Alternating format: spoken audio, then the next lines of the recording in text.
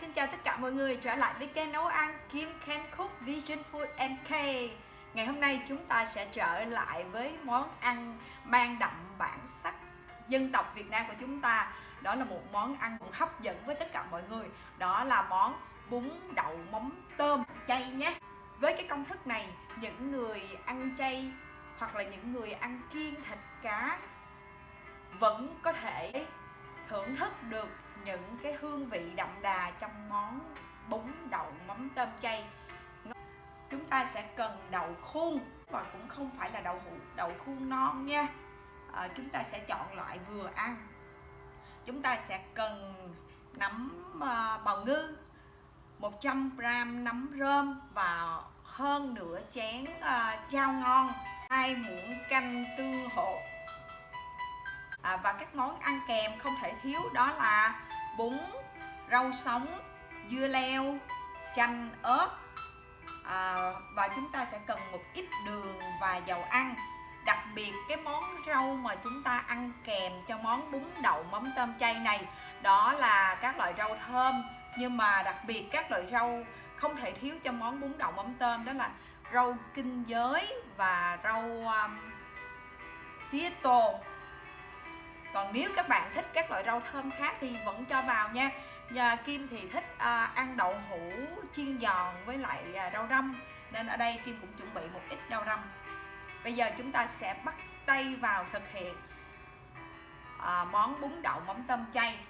Và điều đặc biệt ngày hôm nay Kim sẽ chia sẻ cho mọi người một công thức đơn giản để làm cái chén mắm tôm chay như thế nào. Bây giờ chúng ta bắt đầu thực hiện. Trước tiên chúng ta sẽ đem 100g nấm rơm hoặc là nấm đông cô hoặc nấm nào cũng được. Nhưng Kim vẫn thích cái mùi của nấm rơm vì cái mùi nấm rơm này nó cũng khá là thơm. Và chao và tương này chúng ta xào máy quay sinh tố, xoay nhuyễn cái hỗn hợp này với đường, với 1 hay 2 muỗng đường tùy chúng ta ha. Chúng ta sẽ xay và trong lúc xay hơi đặc thì chúng ta sẽ cho nước vào. Bây giờ Kim sẽ đem xay cái phần này nhé. Cái hỗn hợp chao, nấm rơm và tương đậu nành đã được xoay hòa nhuyễn cùng với lại 1 muỗng đường.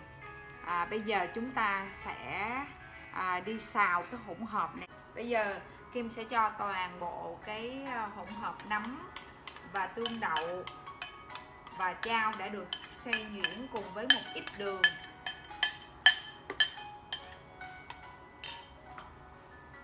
Để cho cái phần mà mắm tôm này của chúng ta được đậm đà hơn thì chúng ta sẽ cho thêm nửa muỗng muối vào.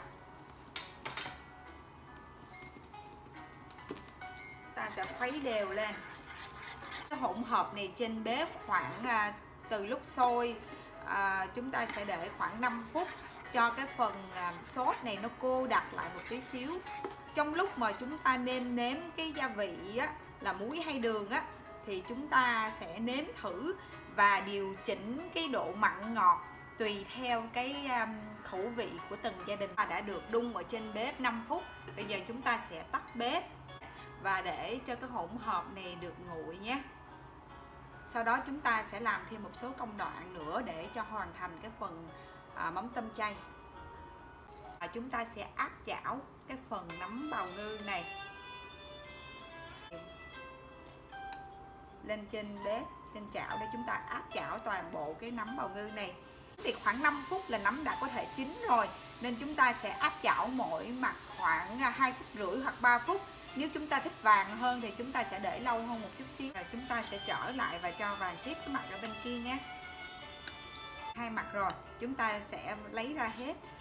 Chúng ta sẽ rán cái phần đậu hũ hay đậu khu của chúng ta, cho dầu vào. Muốn cho giòn thì chúng ta phải cho thật nhiều dầu nha mọi người. Chúng ta thử xem cái dầu nóng chưa. Dầu đã nóng rồi. Bây giờ chúng ta sẽ cho đậu hũ vào. Chúng ta cho toàn bộ đậu hũ vào đây. Chúng ta sẽ chiên vàng, chiên giòn. Trong những cái bí quyết mà làm cho đậu hũ của chúng ta giòn hơn á, là chúng ta sẽ chiên một lần, chúng ta vớt ra, cho toàn bộ đậu hũ vào chiên một lần nữa thì cái miếng đậu của chúng ta vô cùng giòn. Đậu hũ của chúng ta đã vàng đều một mặt rồi, chúng ta sẽ trở lại nha. Cái nào vàng rồi thì chúng ta sẽ vớt ra. Tiếp tục chiên vàng đều cho đến hết cái số đậu hũ này. Chúng ta đã chiên vàng, nấm chúng ta đã áp chảo và mắm tôm của chúng ta đã xong. Bây giờ chúng ta sẽ tiếp tục pha chế tôm chay này như thế nào để nó thật sự ngon. Ta sẽ múc một ít ra chén. Tùy theo chúng ta muốn ăn bao nhiêu thì chúng ta múc ra. Cái phần mà còn dư lại đó thì chúng ta để tủ lạnh ăn dần nha mọi người. Khi nào ăn thì chúng ta sẽ pha chế. Chúng ta múc ra chén.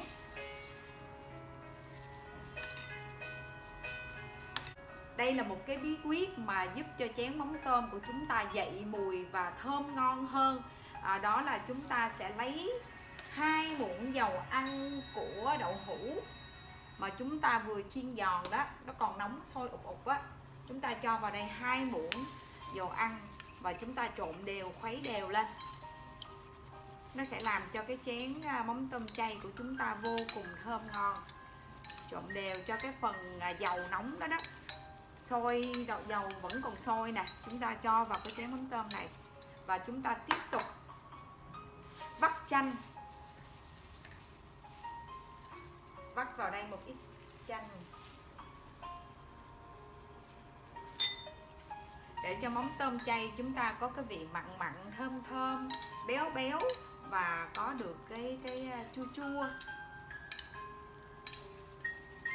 Trộn đều cái phần hỗn hợp này lên, nêm lại coi là cái độ mặn, độ chua và cái độ ngọt có phù hợp chưa thì chúng ta sẽ thêm gia giảm ha.